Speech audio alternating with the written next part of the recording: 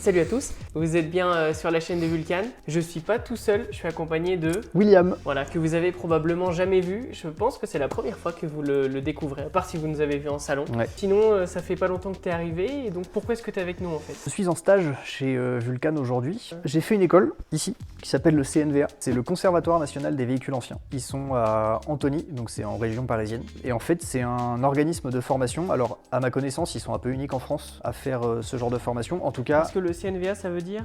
Conservatoire National des Véhicules Anciens. Et en fait, c'est accessible à tout public, contrairement à certains organismes qui peuvent proposer des formations, mais qui sont accessibles que jusqu'à 26 ans, par exemple. Ok. Donc moi, comme j'avais déjà plus de 26 ans, je ne pouvais pas passer par ces organismes-là. Et donc, je suis passé par le CNVA. Je les ai découverts sur YouTube parce qu'ils faisaient on les voyait passer de temps en temps dans certaines vidéos, etc. Moi, j'avais pris contact avec eux donc, quand j'avais encore mon ancien métier dans l'informatique. Et ça a duré quasiment 1 an avant que je puisse commencer la formation. Le temps que je mette vraiment le projet sur pied, que je puisse en parler à l'entreprise dans laquelle j'étais pour qu'ils puissent me laisser partir à la bonne date, etc.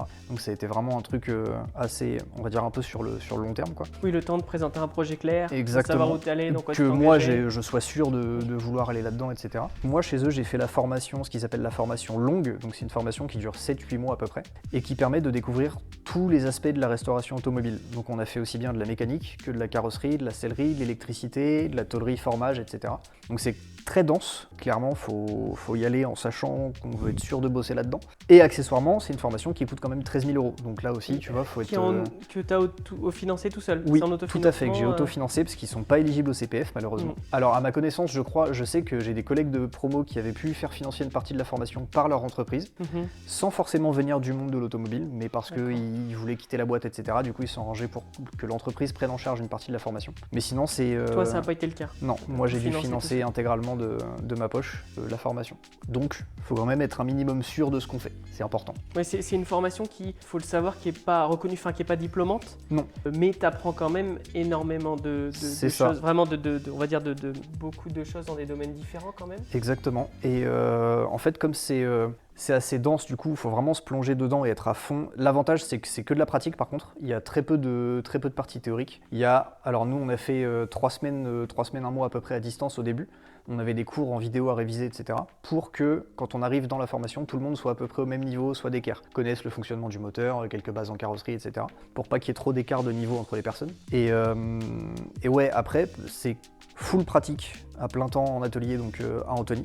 Il y a pas mal de matos. Nous, on était 18 dans ma promo, c'était un seul groupe d'habitude. S'il y a un peu plus de personnes, ils se séparent en 2 groupes qui vont faire des matières différentes, etc. Nous, c'était dans le même groupe et il y a suffisamment de matos pour tout le monde, etc. Franchement, l'école là-dessus, il n'y a rien à dire, c'est vraiment carré. C'est quand même des petits groupes, on prend le temps de vous apprendre les choses. Ouais, c'est ça. La plupart du temps, on était en binôme ou en trinôme, Okay. Donc ça permet aussi de varier un petit peu les niveaux, mettre quelqu'un d'un peu plus fort et quelqu'un d'un peu moins fort, par exemple, pour essayer de les aider à progresser entre eux. Et voilà, c'est comme ça que ça fonctionne. Ils font pas que cette formation longue, ils ont aussi des ateliers qui se déroulent que sur un week-end, par exemple. Si on veut apprendre, alors je crois qu'il y a des ateliers comme réglage de carburateur ou réglage d'allumage, des choses comme ça qui se font sur 2 jours. Très spécifiques. Ouais, c'est ça, très spécifique si on veut apprendre un truc en particulier. Et ils font aussi ce qu'ils appellent les formations intensives. Donc là, c'est 1 semaine sur la mécanique plus généralement. Et ils peuvent voir plus de choses. Moi, celle que j'ai fait, en tout cas, c'est la formation longue. Ok, c'est plus de l'approfondissement, les formations. Ouais, un peu plus. Après, on peut aussi, enfin, c'est accessible à tout le monde, encore une fois. Tout ce qu'ils demandent pour la formation longue, c'était une lettre de motivation et un CV globalement, et 13 000 €. Non, c'est pas rien, mais en tout cas, tu les regrettes pas. Enfin, pas du apparemment, tout. Ça t'a vraiment épanoui, ça t'a permis de... Carrément. Comme je disais, moi, avant dans l'informatique, j'avais atteint cette espèce de plafond, j'arrivais plus à progresser, j'ai plus de motivation, etc. Et j'ai eu la chance d'avoir une compagne qui m'a énormément soutenu dans ce projet et qui m'a dit qu'elle avait clairement vu la différence entre le avant et le pendant et même le après la formation. Où ça a rien à voir. Avant, je rentrais de ma journée, j'avais pas grand chose à raconter, j'avais pas spécialement envie d'en parler, etc. Et là maintenant, malheureusement pour elle peut-être, je parle plus que de ça. Bagnole. Voilà, mais au moins je suis content d'en parler, je suis content de faire ce que je fais, je suis motivé à fond, j'ai vraiment retrouvé le plaisir le matin de me lever pour aller bosser. Le soir je rentre, je suis crevé, mais c'est de la bonne fatigue. Donc c'est vraiment un plaisir d'avoir fait ce choix-là, je regrette absolument pas, ça c'est clair. Et donc, tu avais des stages à faire à la fin de ta formation au CNVA. Tout à fait. Pourquoi est-ce que tu es venu chez nous, en fait, chez Vulcan? Qu'est-ce qui t'a convaincu de venir? Ce qu'il faut savoir, c'est que les stages sont facultatifs déjà, parce que comme on ne peut pas être rémunéré pendant ces stages-là, ils n'ont pas le droit, entre guillemets, de les rendre obligatoires. parce que si la personne ne peut pas toucher le chômage ou n'a pas de source de revenus, on va dire, c'est des stages qui sont entièrement facultatifs. Moi, j'ai choisi de faire le stage chez Vulcan. J'avais déjà été en contact avec Vulcan un petit peu avant, à plusieurs reprises. Je suis abonné au magazine depuis le numéro 3 ou 4, je crois, quelque chose comme ça. J'ai eu l'occasion d'échanger avec Sylvain sur divers sujets, quelques reprises sur Instagram, etc. par exemple, de les rencontrer sur des salons comme Époque Auto, ce genre de choses. Et en fait, moi, mon premier mois de stage, je l'ai fait dans un garage où c'était très cadré, très normé, etc. en gros. Et là, je voulais découvrir un peu les coulisses de Vulcan, voir un peu comment ça se passe.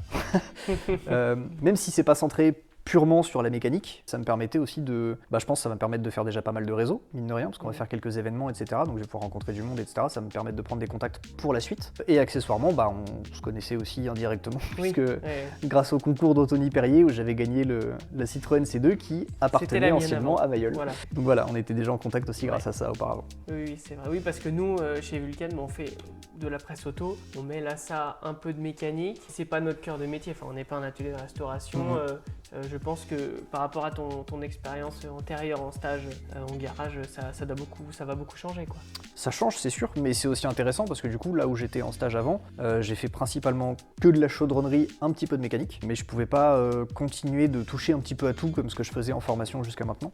Et là, c'est déjà ce que j'ai eu l'occasion de faire parce qu'on a fait un peu de mécanique, j'ai fait un peu de sellerie, etc. Donc ça me permet aussi de continuer de toucher un petit peu à tout et de poursuivre, de continuer de découvrir, on va dire, tous les aspects de la restauration et de varier un petit peu tout ça parce que moi, c'est encore ce qui m'intéresse aujourd'hui, quoi. Et donc oui, là, effectivement, comme tu disais, on a fait déjà 2-3 petits trucs ensemble. Oui. On va pas en parler parce que ça va rester secret, vous verrez plus tard. Là, le programme, ça va être de travailler sur l'Alfa Romeo. Oui. Que vous voyez souvent au fond du garage. Pourquoi on va travailler sur cette Alfa Romeo? Parce que elle n'a plus de siège. Les sièges sont partis dans la 106. Oui. 106 que tu as eu l'occasion d'essayer d'ailleurs, c'est la Absolument. 106 PDLV X Vulcan. C'est ça. Vulcan X PDLV, je sais pas comment on appelle. Les sièges sont partis là-dedans, donc en fait l'Alfa s'est retrouvé sans siège, inutilisable. Il va falloir fabriquer des platines pour adapter les sièges, etc. Oui, parce les qu'on rails. on a racheté des sièges.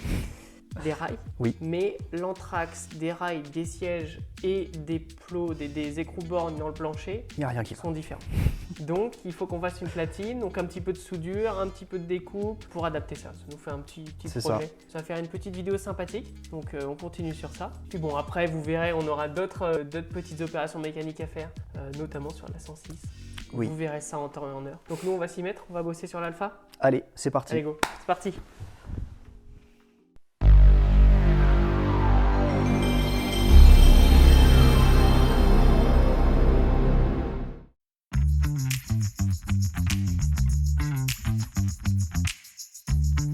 Bon, pas besoin de clap. Pas besoin de clap. Je suis pas tout seul parce qu'il y a William, enchanté. Bon, aujourd'hui, qu'est-ce qu'on fait? On doit fixer.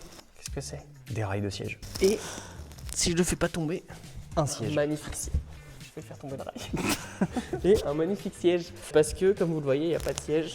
On les a récupérés pour la 106 PDLV X Vulcan.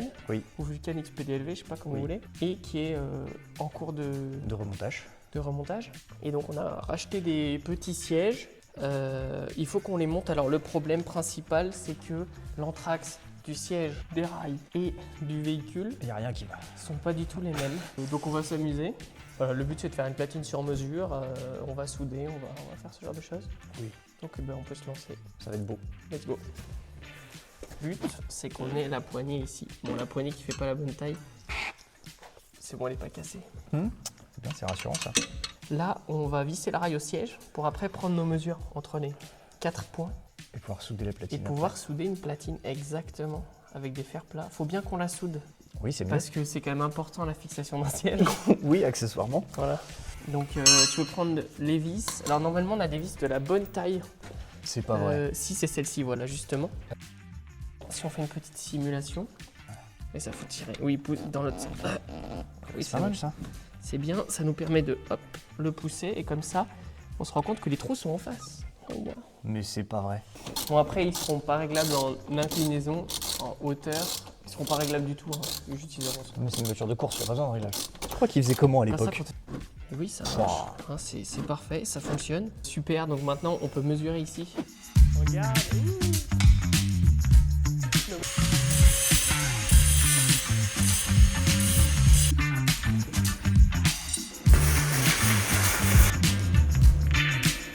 C'est soudé, alors on est bien ni bien. C'est soudé. C'est soudé, ça fera l'affaire. Mais au final, c'est pas si mal que ça. Non, ça. Non, ça va, hein. Ça fera le boulot. Voilà, donc maintenant on peut le présenter. Il faut faire les trous. Oui. Et après on peut fixer. Let's go. C'est parti. Voilà, comme vous voyez, qu'on prépare le perçage. Rectification, nos soudures sont parfaites. Éberlué par nos soudures. Ça tourne. C'est bon, c'est bien cadré. C'est soudé. C'est soudé, c'est aux bonnes dimensions. Et ça va monter. Et on monte. Let's go. Bon bah c'est nickel, regarde, hop, les 4 y vont. En plus c'est bien plaqué au sol. Bon bah c'est nickel. Impeccable. C'est la rigidité, bien ce que tu fais.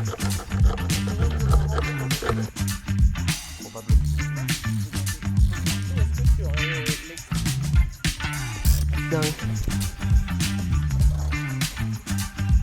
Là. Je ne pense pas ce que tu dis. Elle est très drôle.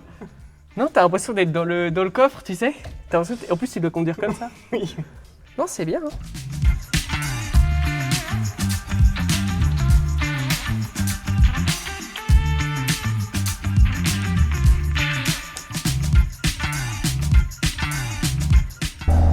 Bon, en tout cas, les sièges sont montés. On allait faire un petit tour pour la laver aussi. Tout va bien. Qu'est-ce que ça donne? Moi, je trouve ça cool. La position est vachement old school. Ouais, on est un peu couché. C'est marrant. Très marrant. Ça va, faut pas avoir les jambes trop longues parce que sinon t'es dans le volant. C'est ça. Mais autrement, c'est bien. Les appuis-têtes sont un peu bas. C'est des appuis-épaules comme on avait vu, mais on est ça comme fait le taf. C'est étroit au niveau des. C'est très étroit au niveau des hanches. On va voir si ça convient à Sylvain. Ouais. Mais je pense que ça devrait le faire. La voiture, en tout cas, est roulable. Oui. Et en plus, elle a la santé. Elle a la santé, tout va bien.